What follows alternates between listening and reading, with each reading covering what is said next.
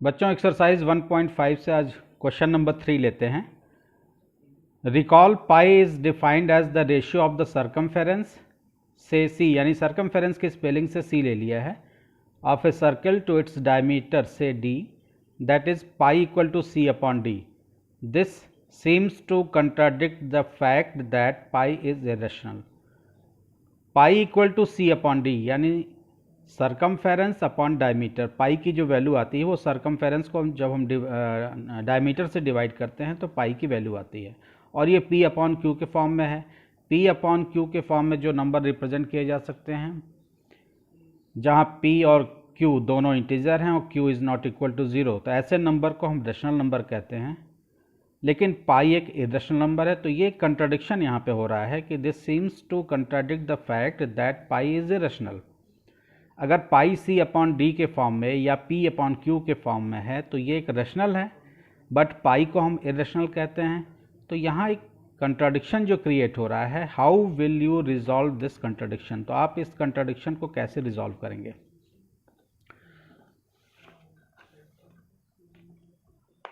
आपको दिया हुआ है pi equal to C upon D, यानी पाई की जो वैल्यू है वो पी अपॉन क्यू के फॉर्म में है, और पी अपॉन क्यू के फॉर्म के जो नंबर होते हैं वो रेशनल नंबर होते हैं, जबकि पाई इरेशनल। तो दो आंसर कैसे हो सकते हैं कि अगर pi equal to C upon d हम लिख रहे हैं तो ये रेशनल है, और जबकि पाई जो है इरेशनल है, तो ये कंट्राडिक्शन अब कैसे दूर करेंगे? तो pi equal to C upon d कैसे आता है? सरकमफेरेंस अपॉन डायमीटर का ये रेशियो है पाई। सरकमफेरेंस होता है, सरकमफेरेंस का फॉर्मूला होता है 2 पाई आर, और डायमीटर को हम 2r लिख सकते हैं। रेडियस का 2 टाइम डायमीटर होता है, तो ये 2r और 2r आपस में जब कैंसिल हो जा रहे हैं तो पाई बचता है, तो ये इक्वल टू पाई आता है। अब इस कंट्राडिक्शन को आप कैसे दूर करेंगे कि पाई इरेशनल है जबकि सी अपॉन डी रेशनल है और दोनों आपस में इक्वल हैं?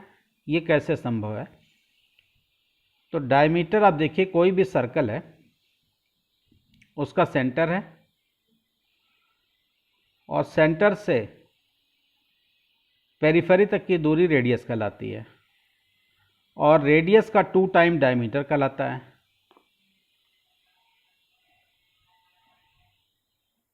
रेडियस का 2 टाइम यानी सेंटर से पास होने वाली लाइन सबसे लॉन्गेस्ट कॉर्ड डायमीटर कहलाती है, ये आपका डी है। तो इन दोनों का रेशियो एक इरेशनल नंबर कैसे आ रहा है ये आपको बताना है। तो आप किसी भी तरीके से अगर मेजरमेंट करें सरकमफेरेंस का तो कहीं ना कहीं इरर रह जाएगा, यानी बिल्कुल एक्यूरेट आप मेजरमेंट सरकमफेरेंस का नहीं कर सकते। 2 पाई आर आपका सरकमफेरेंस होता है,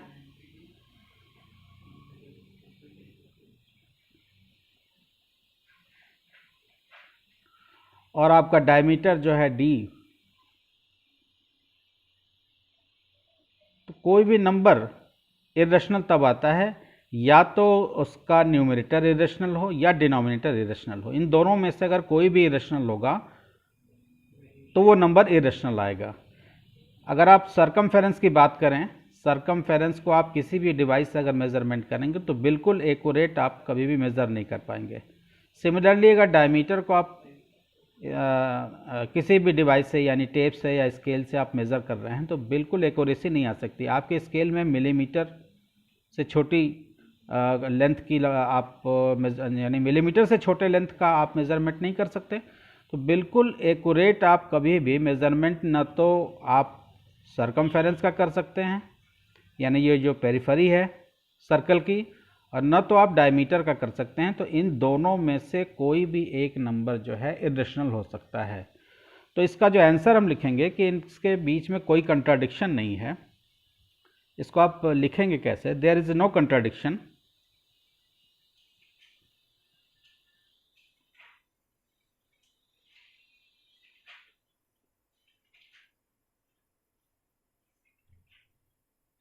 इनके बीच में किसी तरह का कंट्राडिक्शन नहीं है। दैट पाई इज इरेशनल, कि पाई एक इरेशनल नंबर है।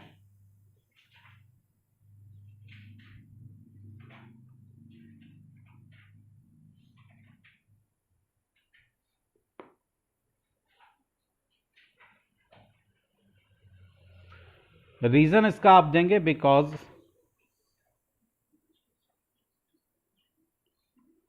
On scale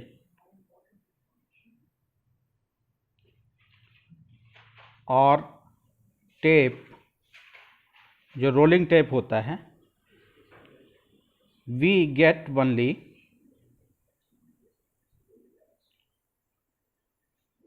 approximate value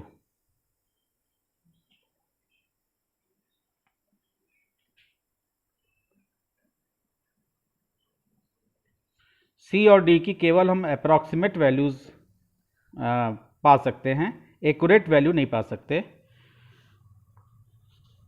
we can never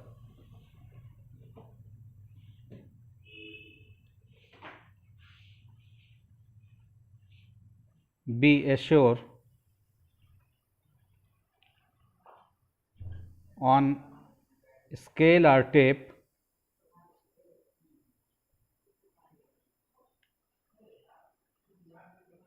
whether C यानी circumference और D diameter is irrational। इन दोनों में से हम स्केल या टेप की मदद से नहीं जान सकते कि सी यानी सरकमफेरेंस या डायमीटर में से कौन सा इरेशनल है।